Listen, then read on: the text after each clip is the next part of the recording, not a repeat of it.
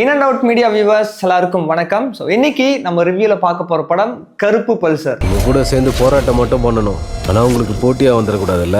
S, கருப்பு Pulsar அப்படின்னு ஒன்று உங்களுக்கு தெரிஞ்சிருக்கும். படத்துல கருப்பு பல்சர் வந்து ஒரு இம்பார்ட்டன்ட் ரோலா இருக்குது. ஸோ அட்டகத்தி தினேஷ் இந்த படத்துல இருந்து அவர் அட்டகத்தி தினேஷ் இல்ல விஆர் தினேஷ் அப்படின்னு வந்து சொல்லப்படுவார். ஸோ விஆர் தினேஷ் அவர்களுக்கு வந்து படத்துல ஒரு தங்கச்சி கேரக்டர் இருக்கிறாங்க. அந்த தங்கச்சிக்கு கல்யாணம் ஆயிருது. ஸோ அதுக்கப்புறம் இவருக்குமே வந்து மேட்ரிமோனியில எல்லாம் பொண்ணு தேடிட்டு இருக்கிறாங்க. அதே மேட்ரிமோனியில ஒரு பொண்ணுக்கும் தினேஷ் அவர்கள் வந்து ரொம்ப பிடிச்சிருது. அதுக்கப்புறம் ரெண்டு பேரும் லவ் பண்ண ஆரம்பிச்சிடுறாங்க. ஒரு கட்டத்துல பிளாக் கலர் பல்சர் பைக் வாங்க வேண்டிய ஒரு சுச்சுவேஷன் வருது. ஸோ தினேஷ் அவர்களும் எப்படியாவது அங்க எங்கேயும் தேடி பிடிச்சி எப்படியும் ஒரு பிளாக் கலர் பல்சர் வாங்கிறாரு. அந்த பல்சர் வாங்கினதுக்கு அப்புறம் என்ன நடந்தது, அந்த பல்சர் பைக்கு பின்னாடி இருக்கக்கூடிய விஷயங்கள் எல்லாம் என்ன அப்படிங்கறதா இந்த படத்துடைய மீதி கதை. ஸோ இந்த படத்தை பொறுத்த வரைக்கும் பாத்தீங்கன்னா இந்த காஸ்ட் பிரைட் அப்படின்னு சொல்லி ஒண்ணு இருக்குல்ல, நீ எல்லாம் என் முன்னாடி வந்து நின்று இப்படி பேசுறதே தப்பு அப்படிங்கிற மாதிரி அந்த ஒரு காஸ்ட் பிரைட் இருக்குல்ல, அதை வந்து ஒரு கோரா வச்சுக்கிட்டு அதுல அப்படியே ஒரு காமெடி கலந்த ஹாரர் த்ரில்லர் ஃபில்மா தான் இந்த படத்தை பிரசன்ட் பண்ணியிருக்காங்க. ஸோ படத்துடைய ஃபர்ஸ்ட் ஹாஃப் பொறுத்த வரைக்கும் பாத்தீங்கன்னா வழக்கமான ஒரு ஹாரர் த்ரில்லர் படத்துல என்ன இருக்கும், அதிகமான காமெடி, அப்பப்போ வந்து லைட்டா ஒரு ஹாரர் மூமெண்ட்ஸ் எல்லாம் இருக்கும்ல. அதே மாதிரி இந்த படத்துடைய ஃபர்ஸ்ட் ஹாஃப்லயுமே நிறைய காமெடி சீன்ஸ் இருக்குது. அப்பப்போ லைட்டா ஒரு ஹாரரான மூமெண்ட்ஸ் எல்லாம் வந்து கொடுத்துருக்காங்க. பட் ஆனா அந்த ஃபர்ஸ்ட் ஹாஃப்ல வந்து காமெடி பெரிய அளவுல ஒர்க் அவுட் ஆன மாதிரி எனக்கு தெரியல. அண்ட் அதே மாதிரி அப்படியே செகண்ட் ஹாஃபுக்கு போனோம் அப்படின்னா ஸ்டார்டிங்ல ஓரளவுக்கு லைட்டா காமெடி எல்லாம் ஒர்க் அவுட் ஆயிருக்குது. லாஸ்ட் ஒரு 20 to 30 மினிட்ஸ் தான் வந்து இந்த படத்துல ஒரு ஹை மூமெண்ட்ஸே வருது. அதாவது ஒரு ஜல்லிக்கட்டு அப்புறம் ஃபைட் சீன் அப்படிங்கிற மாதிரி லாஸ்ட் அந்த 20 to 30 மினிட்ஸ்ல தான் ஒரு நிறைய ஹை மூமெண்ட்ஸ் எல்லாம் கொடுத்து அப்படியே வந்து படத்தை முடிக்கிறாங்க. படத்துடைய டைரக்டர் முரளி கிருஷ் வந்து ஒரு டெபியூ டைரக்டர் தான். இதுக்கு முன்னாடி டைரக்டர் எம் ராஜேஷ் அவர்கள் கிட்ட ஒரு கலர் கண்ணாடி படத்துடைய டைம்ல இருந்து அசிஸ்டன்ட் டைரக்டரா ஒர்க் பண்ணியிருக்காரு. ஸோ இது வந்து அவருக்கு ஒரு ஃபர்ஸ்ட் படம். ஸோ ஃபர்ஸ்ட் படத்துடைய கதையா அவர் வந்து இந்த இப்போ வரைக்கும் நடந்துட்டு இருக்கக்கூடிய ஜாதினால நடக்கிற ஆணவ படுகொலை, ஸோ அதுல வந்து அப்படியே லைட்டா ஸ்போர்ட்ஸை இன்க்ளூட் பண்ணி காமெடி ஹாரர் த்ரில்லர் அப்படிங்கிற மாதிரி இதெல்லாம் கலந்து கொடுத்தாலும் அது அப்படியே எம் ராஜேஷ் அவர்களுடைய ஸ்டைல்ல நிறைய காமெடிகள் வச்சு இந்த ஒரு விஷயத்த நம்ம கன்வே பண்ணிடலாம் அப்படிங்கிற மாதிரி ஒன்று கொடுத்துருக்காரு. ஸோ அது வந்து பெரிய அளவில் அந்த காமெடி ஒர்க் அவுட் ஆன மாதிரி ஒரு ஃபீல் கொடுக்கல. எனக்கு தெரிஞ்சு இதுல ஸ்கிரீன் பிளே ஆகட்டும் டைலாக் ஆகட்டும் இன்னும் கொஞ்சம் ஓரளவுக்கு பெட்டரா பண்ணியிருந்திருக்கலாமோ அப்படிங்கிற மாதிரியான ஒரு ஃபீல் தான் வந்து எனக்கு கொடுத்துருந்தது. அண்ட் எனக்கு என்னன்னா இந்த படம் பார்க்கும்போது அப்படியே டோரா படம் தான் வந்து ஞாபகம் வந்தது. நயன்தாரா அவர்கள் நடிச்சிருப்பாங்க.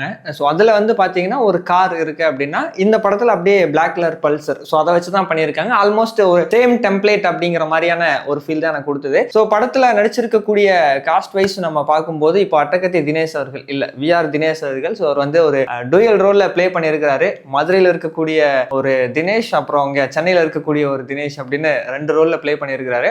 ரெண்டு ரோலுமே அவருக்கு கொடுக்கப்பட்டிருக்கக்கூடிய கதாபாத்திரத்தை அவர் வழக்கம் போல நல்லாவே பண்ணியிருந்தாரு. எஸ்பெஷலி அந்த ஜல்லிக்கட்டு நடக்கக்கூடிய சீன்ஸ்ல எல்லாம் பாத்தீங்கன்னா பயங்கரமா பெர்ஃபார்ம் பண்ணியிருந்தாரு. அண்ட் கிளைமேக்ஸ்ல ஒரு ஃபைட் சீன் இருக்கு. ஸோ அந்த ஃபைட் சீன்லாம் வந்து ரொம்பவே சூப்பரா பண்ணியிருந்தாங்க. அண்ட் அதே மாதிரி ஹீரோயின்ஸ் இந்த படத்துல ரெண்டு ஹீரோயின்ஸ் இருக்காங்க. ஒன்னு மதுனிகா, இன்னொன்னு வந்து ரேஷ்மா வெங்கட். ஸோ ரேஷ்மா வெங்கட் பாத்தீங்கன்னா ஒரு நல்லா எப்பவுமே ஜாலியா ஒரு ஆக்டிவா இருக்கக்கூடிய ஒரு பொண்ணு அப்படிங்கிற மாதிரியான கேரக்டர்ல தான் நடிச்சிருக்காங்க. அது வந்து சென்னை தினேஷுக்கு பேரா நடிச்சிருக்காங்க. ஸோ அவங்களும் கொடுக்கப்பட்டிருக்கக்கூடிய கதாபாத்திரத்தை நீட்டாவே பெர்ஃபார்ம் பண்ணியிருந்தாங்க. மதுனிகாவுக்கு பாத்தீங்கன்னா அவங்களுக்கு ஸ்கிரீன் ஸ்பேஸ் ரொம்ப கம்மி தான். ஆனா வரக்கூடிய காட்சிகள்ல அந்த கேரக்டருக்கு தகுந்த ஒரு நடிப்பை தான் அவங்க கொடுத்திருந்தாங்க. ஆனா அதுக்கப்புறம் அப்படியே மன்சூர் அலிகான் அப்புறம் பிராங்க்ஸ்டர் ராகுல் பொறுத்த வரைக்கும் தினேஷ் அவருடைய ஃப்ரெண்டு, அதே டைம்ல ஒரு காமெடியன் அப்படிங்கிற மாதிரியான ஒரு ரோல்ல தான் பிளே பண்ணியிருக்கிறாரு.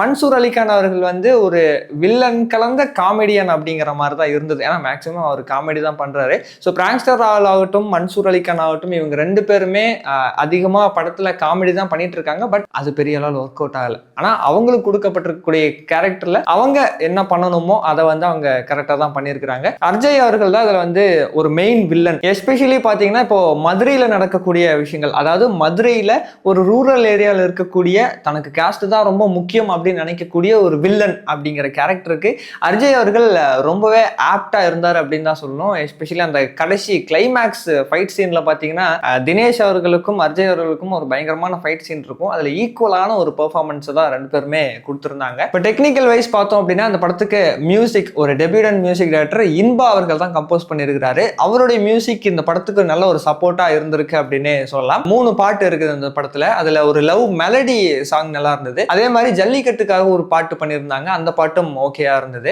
அடுத்தது டிஓபி பாத்தீங்கன்னா பாஸ்கர் ஆறுமுகம் அவர்களும் அப்புறம் எடிட்டிங் சசி தக்ஷா அவர்களும் பண்ணியிருக்கிறாங்க. ரெண்டு பேருமே பேருமே அவங்களுடைய ஒரு பெஸ்ட்டை தான் கொடுத்துருக்குறாங்க. எஸ்பெஷலி அந்த ஜல்லிக்கட்டு சீனும் கிளைமேக்ஸ் ஃபைட் சீனும். ஸோ இது ரெண்டுலேயுமே வந்து ரொம்ப சூப்பராகவே பண்ணியிருந்தாங்க.